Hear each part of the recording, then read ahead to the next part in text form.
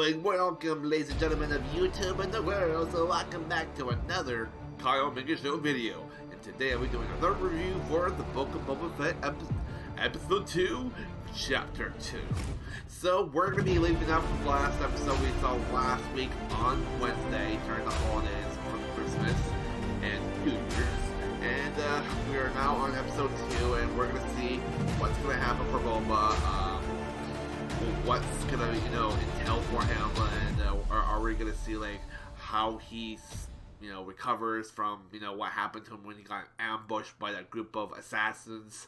So I guess we're just gonna see like what's gonna happen during that after he heals up, and we see more visions of him, like how he recovered from being captured by the Tuscan Raiders. So I hope you guys really enjoy this review. And before I continue on, if you guys are new or just coming back to my channel, basically what I normally do, I normally just do trailer reactions, reviews for like shows and movies on Netflix or Disney Plus, or when I go see movies in theaters, which is normally every month. And sometimes I would do like theory videos and unboxing videos and gaming videos, but sometimes it's sometimes I don't normally like do all those all the time, but I'm trying to do as more as I possibly can. So eventually I probably will be doing some theories.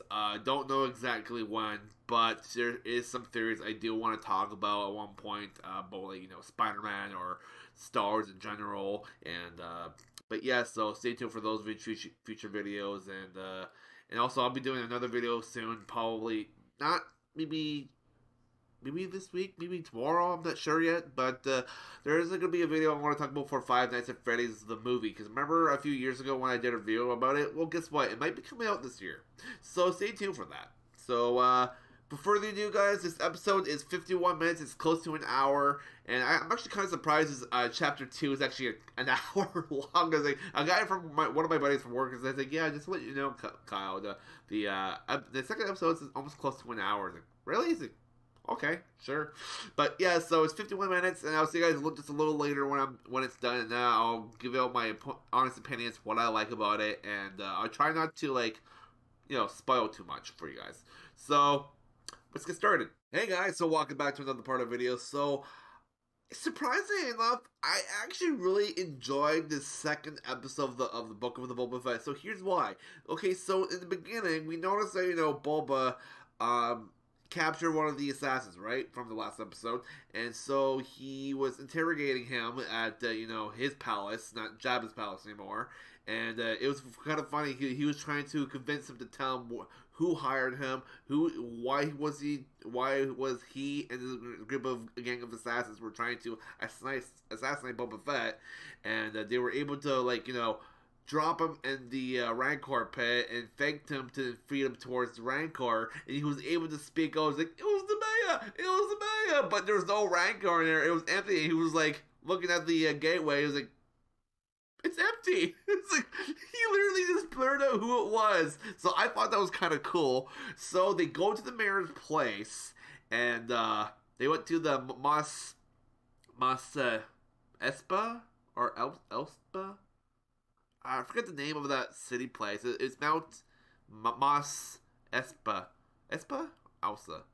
Espa. I think it was Mas Espa. Yes, I think it was Mas Espa, if I remember correctly. So they went to Mas Espa, and so they were trying to talk to him, and the receptionist was trying to say, Boba Fett, you're not in the system. So just like tell the mayor I'm here to see him. It's like, he's not here. He's away on a week of business. And that original Twilight guy that showed up at the palace to try to negotiate that the mayor didn't want to come. He showed up and he's like, well, he's not here. He's on official business. And he's like, well, I'm here to talk to the mayor. He's not here. So he decides to go. He decides to go behind the desk, opens the door, and the mayor's like in the back room. He's just like, I'm sorry, Your Majesty, but he insisted to come and see you.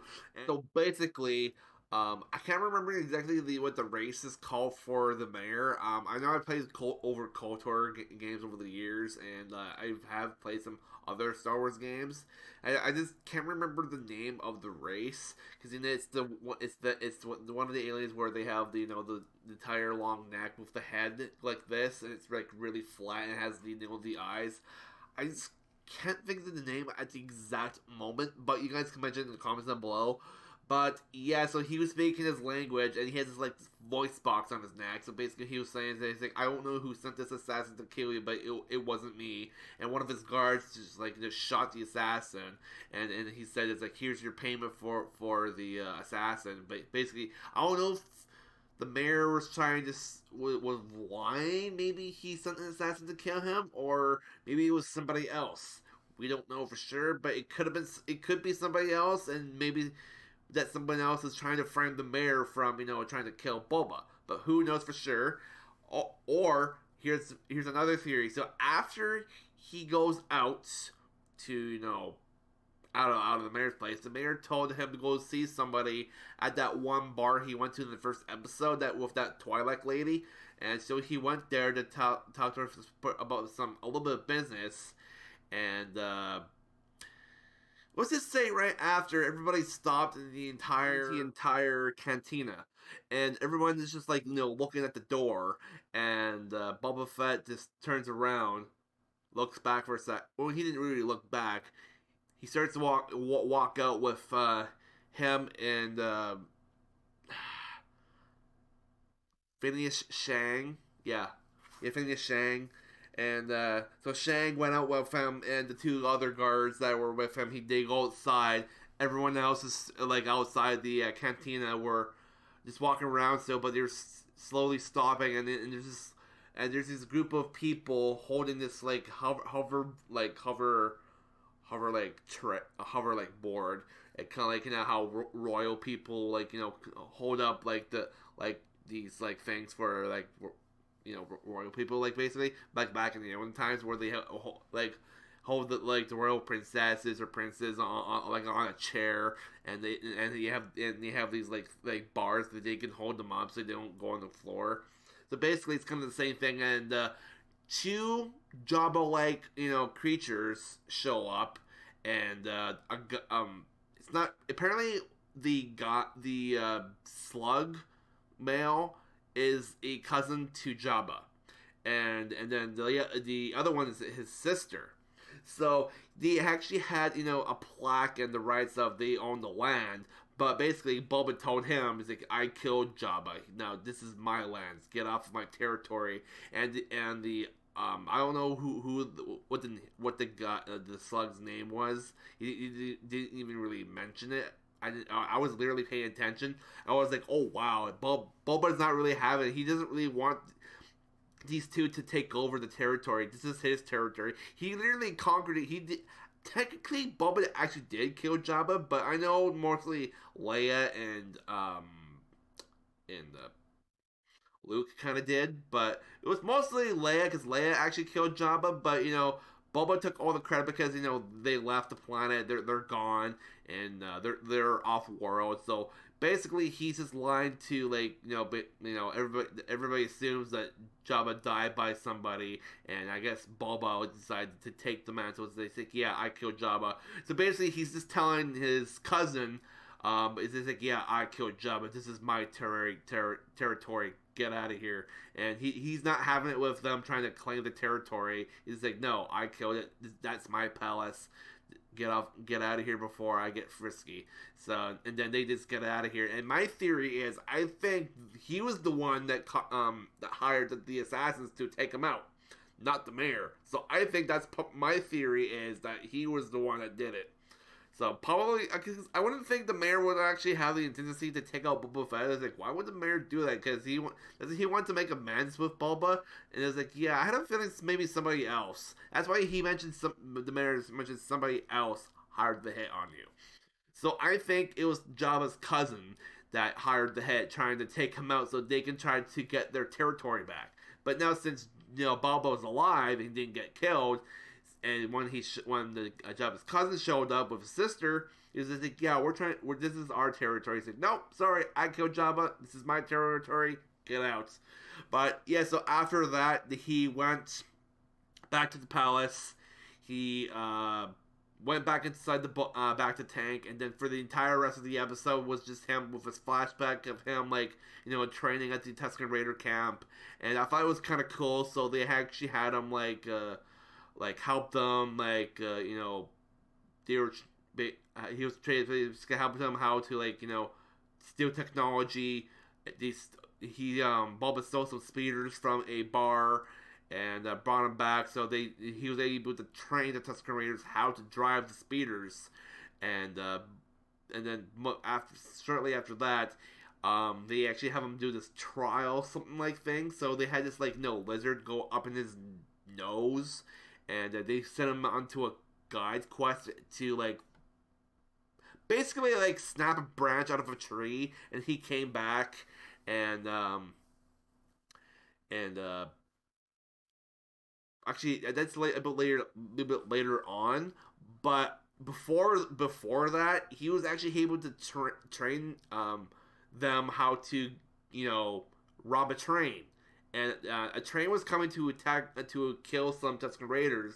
Basically, he was showing them how to drive the speeders, and then they were able to follow the train when it came back, and they were able to take out the things that were in there. It ended up being the Pikes. Yes, guys, the Pikes. Oh my God, you guys are not gonna believe this. So after they were going riding through the Pikes train, they ended up um, destroying the train. They were able to get all the the supplies out of there, like all the spices and all the weapons, all the water, and basically Boba was just right there drinking one of those circular ball water things that he found in the ground. So he's just drinking it, and the leader of the Pike, or yeah, basically the leader of the Pikes was in the background. He stood up and took off his helmet. I was like, wait, the Pikes have never taken off their helmets before. I was so surprised to see what they actually looked like. Because in the old shows of the Clone Wars, we never seen them take off their helmets. And all of a sudden, one of them just took off their helmet, and holy cow, I have never seen them like that before. Holy jeez, I was like, wow, that is awesome. They actually look not too bad. I would have thought they would look really ugly. But it was kind of cool that I was actually able to see what the Pikes actually looked like. But yeah, if you guys don't know what the Pikes are, they're basically the spice trade, smugglers kind of a thing. But they sell spices across the galaxy, and I'm just glad I was able to see them in a live action film and see what they actually look like.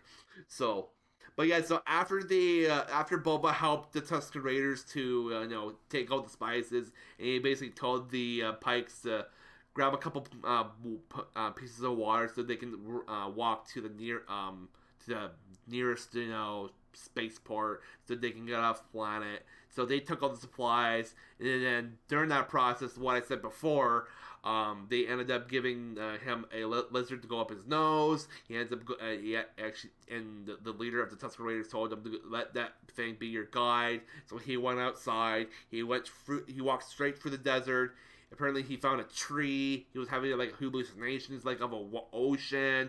He was having a little bit more flashbacks of when he was a kid, when his father left Camino, and then we saw something like him being in the Sarlacc pit again, and then we saw that little clip again when he was on Geonosis when his dad got killed by Mace Windu. He was looking at the helmet, and then after that, it was showing more of an ocean near this tree. He went to this tree, and the tree was latching all around him, and then he was having another flashback of him being in a Sarlacc pit again, and he was able to snap a branch off of the tree. And after that, he went back to normal. And then after we saw the Tuscan Raider camp, he was walking towards it, and then that one little kid, Tuscan Raider, was calling out to everybody that he's back, and he ended up going to the captain of no, not captain, the leader of the Tuscan Raiders, and he showed them the branch, and they took the branch somewhere else.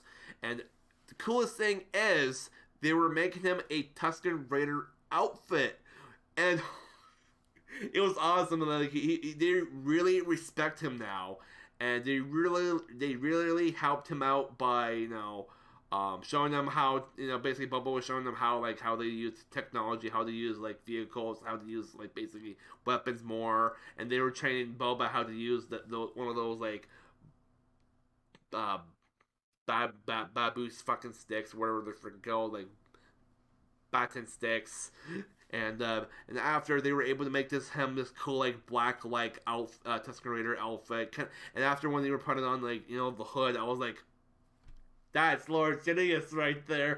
I was like, that's not just Boba. I was laughing. It's like, wait, that Lord Sidious. I was giggling. I was like, oh fuck. It's like, no, Boba's not Darth Sidious. He's dead now. But yeah, it's kind of cool. So they gave him an outfit, and after that, he went to see the leader again, and then the leader like nodded, and then one of the Tuscan Raiders took him to the side of the camp, and then it was like this little forge area. Basically, what they gave him back his stick, and the forge Tuscan Raider guy was showing him how to shave the branch, and showing him like how to make his own um Baco stick or wherever they're called. So basically, he was making his own design and making his own feel for his own weapon. And after he was all done making his shapes what he wants from the fire, after he was done, he showed the person, and then he went back to the camp. He showed the captain at a campfire late at night, and he nodded. And then they were doing this. And then after they were doing this cool they were doing this cool dance around the campfire with their weapons and stuff like that, which was kind of cool. So now the Tuscan Raider camp leader respects him a lot, to the point where he will do probably anything for Boba, because how he treated them with kindness, and how to fight, and how to take down the train that was taking out their brothers and sisters. So I thought it was kind of cool. I liked it. I really enjoyed the episode. I thought it was really well done. I love the chemistry between Boba and the Tuscan Raiders. How he grew a conscience with them, and basically helped them to regain their territory. And when the Pikes ever come back through their lands, the Pikes will have to pay a toll to the Tuscan Raiders in order for to swing by in their area. So that's kind of cool that, Boba told them to do that before they walked off to this nearest spaceport. So tell your superiors about this, and make sure when they ever come by here again, they have to pay a toll to the Tuscan Raiders. So the Tuscan Raiders will be able to get paid while they're coming through. So that's a good thing. So Boba did a great thing for the Tuscan Raiders. I thought it was pretty amazing, and I really loved this episode. It was very well done. I really loved it. It was awesome. So I'm going to give it a 10 out of 10, just because I loved how he was, having a relationship with that kid Tuscan Raider, and then he became really great friends with the leader of the Tuscan Raiders, and I just really enjoyed it. It was great. So this is my review for episode 2, chapter 2 for the Book of Boba Fett. I totally recommend you guys go see it right now on Disney Plus. It's out. Episode 2 is streaming on Disney Plus. And if you guys don't have Disney Plus and you guys really want to watch it, I totally recommend you guys go sign up right now, so you guys can start watching this show. And then after you're done with watching these 2 episodes, go watch some of the other shows that have been out for a very long while that I did reviews for, Captain the Winter Soldier, WandaVision, Loki, and all that shit that I did over the last year and a half now. So go check those out, and then after you get on with those shows, and then go check out my reviews for what I did for those shows. And yeah, so maybe I'll put out a playlist thing right here where I did all my, or one of my videos that I did for some of those shows, and just go check those out. And yeah, so that concludes it. Thank you guys for watching. Wherever you guys are in the world, good morning, good night, good afternoon, and I'll catch you guys next time on the Comic Show. So peace out, and have a good week. Stay safe out there in Canada, because BC right now is having a big weather time of snow, and just drive safe, and don't go anywhere that you don't need to be.